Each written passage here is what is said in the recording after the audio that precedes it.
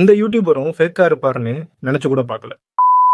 இந்த கம்பி கட்டும் கதை சேனல்ல என்னதான் தைரியமா எல்லா கட்சியை பத்தியும் அவர் வீடியோ போட்டாலும் தொடர்ந்து டிஎம்கே பத்தின ஒரு சில விஷயங்களை இவர் ஸ்கிப் பண்ணிக்கிட்டே வராரு.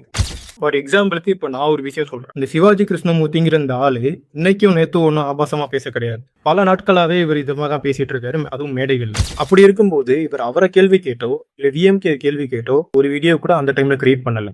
அதுக்கு பதிலா அவர் பேசின அந்த ஆபாச வார்த்தைகளை எடுத்து டெம்ப்ளேட்டா யூஸ் பண்ணிட்டு இருந்தாரு இவர் சேனல்ல.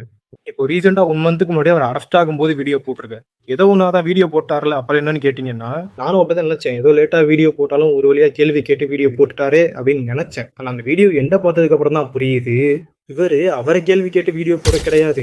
இந்த சிவாஜி கிருஷ்ணமூர்த்திங்கிறவரு ரொம்ப நாளாவே ஆபாசமா தான் பேசிட்டு இருக்காரு. இவரு உண்மையிலேயே நியூட்ரலா இருந்திருந்தா ஆரம்ப காலகட்டத்திலேயே யாராச்சும் இவர் ஆபாசமா பேச ஆரம்பிச்ச காலகட்டத்திலேயே இவர் கேள்வி கேட்டு ஒரு வீடியோ போட்டிருக்கணும். ஆனா அப்பெல்லாம் வீடியோ போடாம இப்போ பிஜேபி சேர்ந்த ஒரு ஆள் ஆபாசமா பேசியிருக்காரு, அவரை அரெஸ்ட் பண்ணாம இவரை மட்டும் அரெஸ்ட் பண்றீங்களேங்கிற மாதிரி தான் அவர் வீடியோ போட்டிருக்காரு.